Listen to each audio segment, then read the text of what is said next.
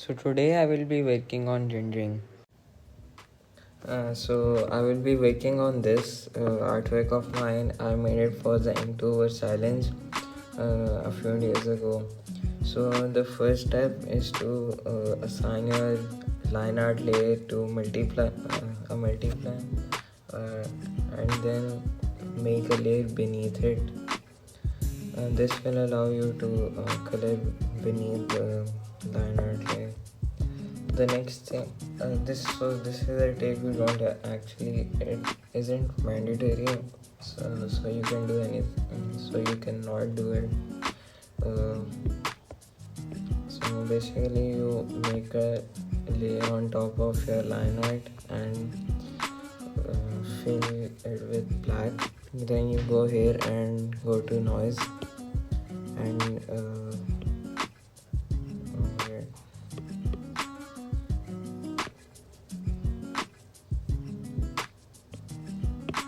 And just make it 300%. Then you go to this layer and adjust as a opacity to your needs. So it just assigns a texture to your artwork, and it looks good. So the first thing I will do is fill it with color. I go to the select tool and just press this color fill option on beneath, and then you just color it.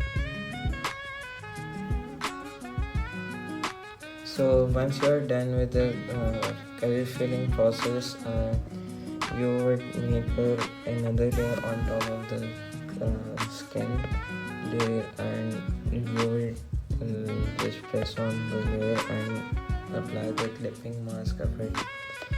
So the clipping mask just basically allows you to just bound yourself to the layer beneath it. You cannot go outside of it. You just layer on it like this.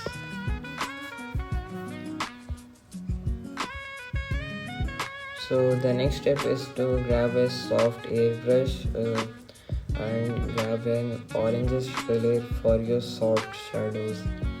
So they aren't hard. You just draw some shadows so your main shadows would look better this one. It also helps your artwork to look more 3D.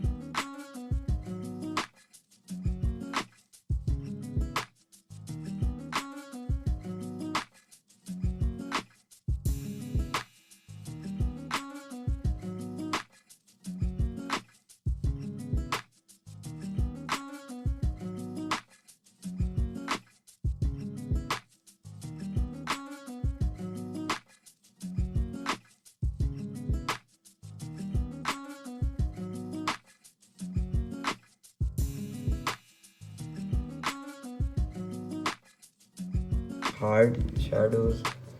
For that I will just have a normal layer and already have a dark color, and I will just go over the areas.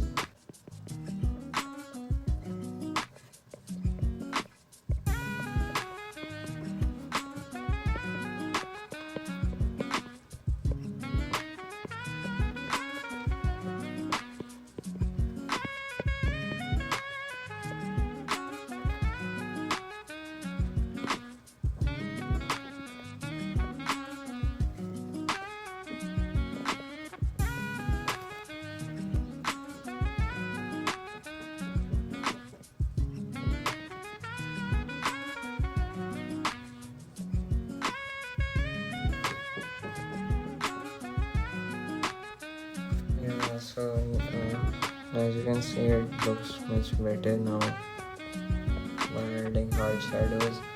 uh, I'm also trying this. I also tried this out in my previous artworks.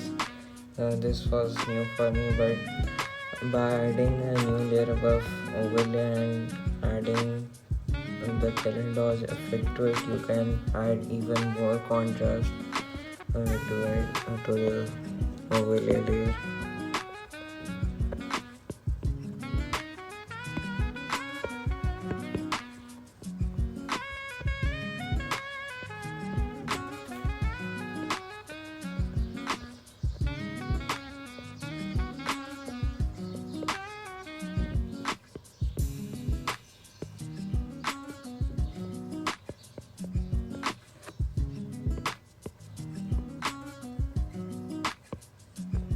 Again, this was option, you don't have to do it, but it just adds an effect to your artwork.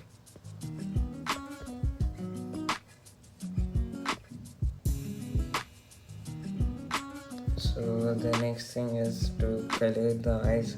I will make a new layer for this. Let me just crop this to visit. By adding groups, you can make your layering system more collected and not messy.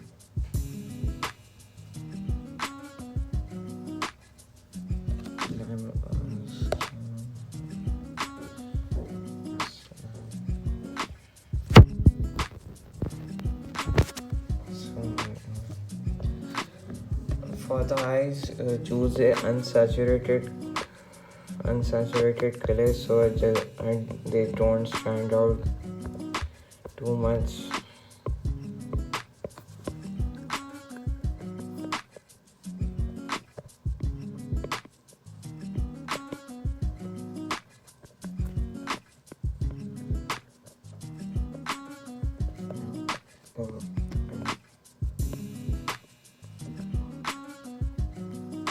So you should add a shadow. Let me just clipping mask. You should add a shadow above the on the upper part of the eyes. This shadow comes from the eyelashes.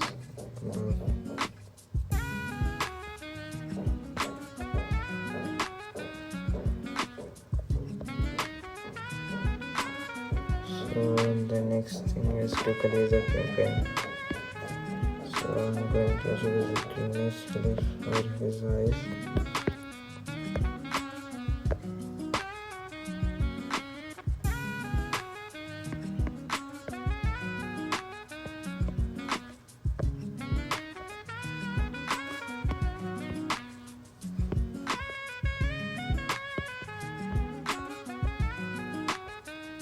The next thing is I'm going to add a shadow again over it because the shadow layer is beneath it right now.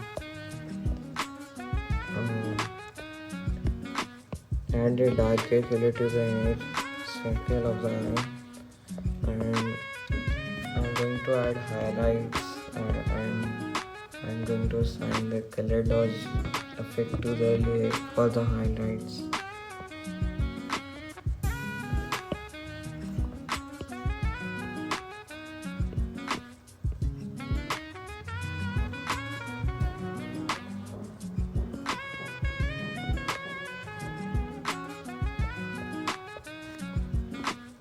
I also add a white synchron for the inner pupil.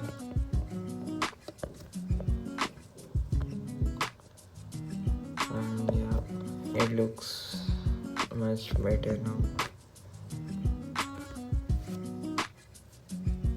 I'm going to blend the highlight a little here.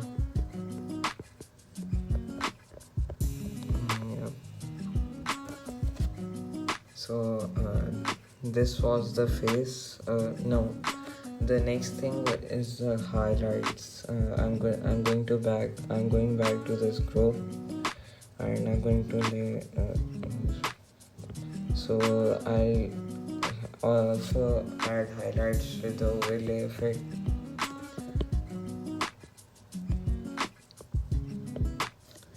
So first of all, you have to see where your light source is coming from, and then adjust your the areas where your light should be. So this part will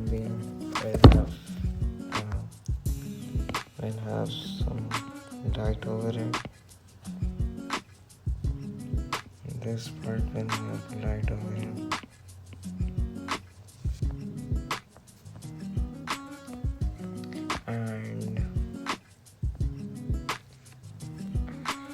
And yeah, so light will.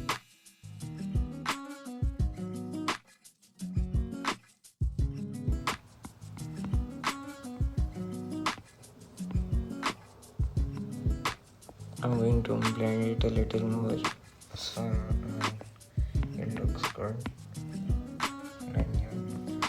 So you add contrast with the color dodge layer.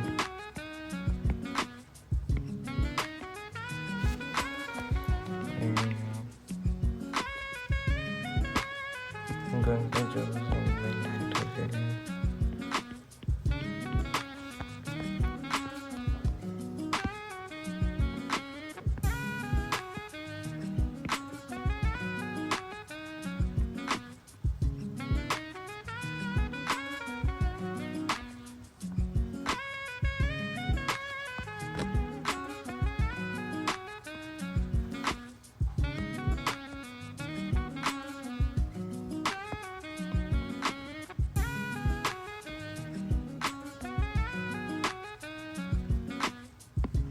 I'm going to blend it again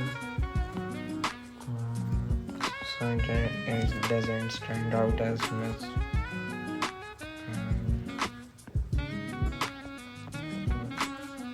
So this was the face or skin, as you might say.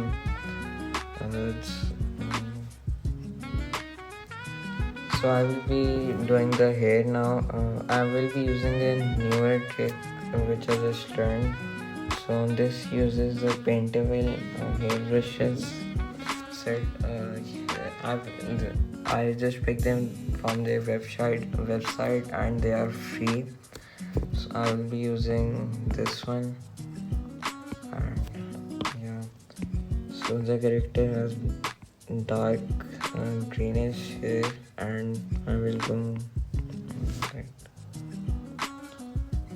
So you just go with the flow of the hair, and yeah, it makes your hair look good, and it is very easy to do.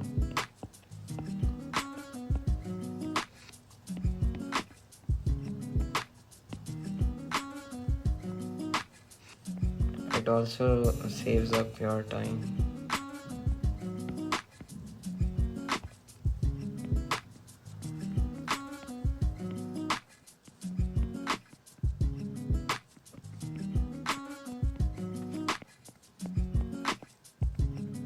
You don't have to care about the little hair like this. I also have a brush for them. It's in the set which contains these brushes.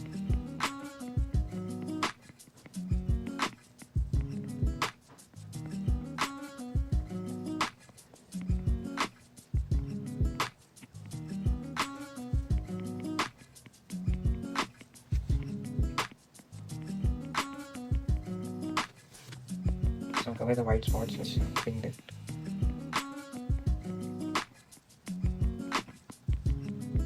But don't cover them completely, as they add a realism, semi-realism effect to the painting. So I'm going to clean it out now, the edges which have been left. So after cleaning out the edges, the next thing I'm going to do is fill in these little strands of hair. I'm going to make a clipping mask layer above it and choose a darker color. You can use this the most bottom line to adjust your brightness and darkness of the color. So I'm going to use a smaller brush for this one, you can see, it already looks better. Remember to just go with the flow of the hair and not make a mess out of it.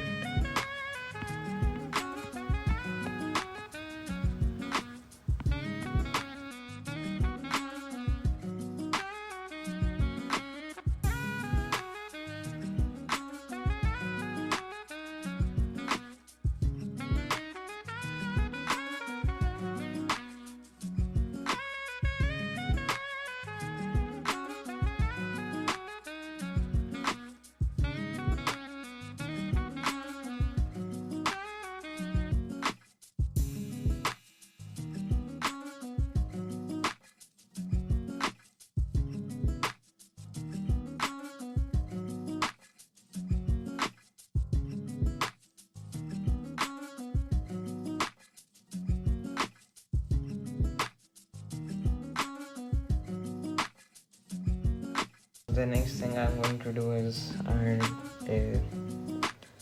add some lighter color hair with the same brush, but I'm going to make it a little smaller.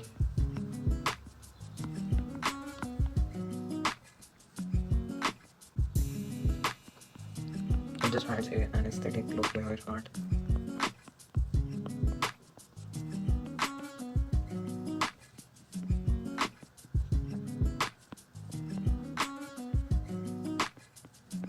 Again, remember to go with the flow of the hair.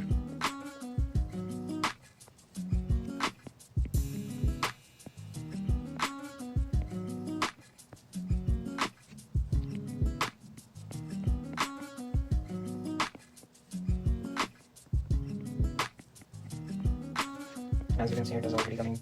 It has come together and it looks very nice. Yeah. So the next thing I'm going to do is add a bit of shadow and a bit of highlight to it. I'm going to use a soft airbrush again. And add darker value to the darker area.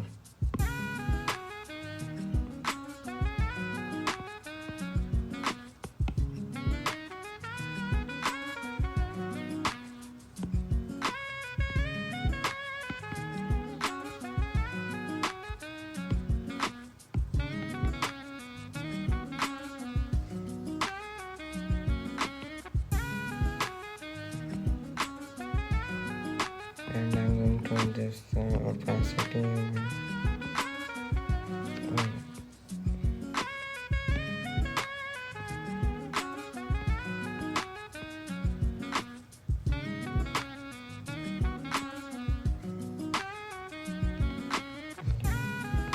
and now I'm going to make another layer and add a bit of light to it.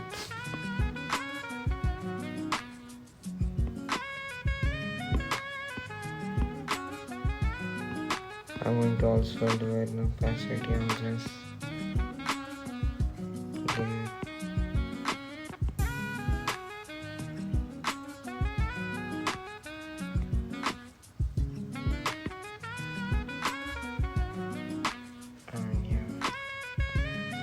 As you can see, adding a bit of darkness and lightness can make your art pop out.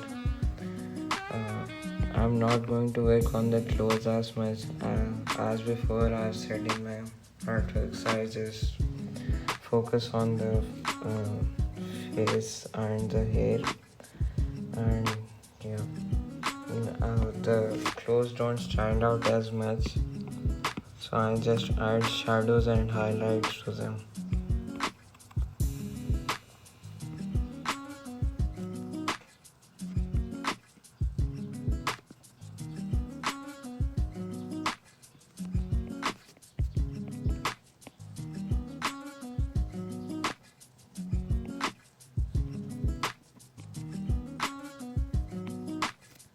So the light is coming from above, and so the darkness will be on the around this area.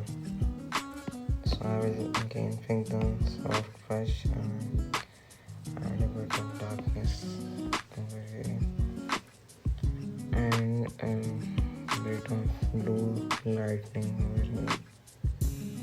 As you can see, the piece has just come together after the complete rendering. I will adjust the background color to a dark area. And yeah, you can clearly see the lightning, the hair, the skin rendering and the clothes rendering. And yeah, that was about it. So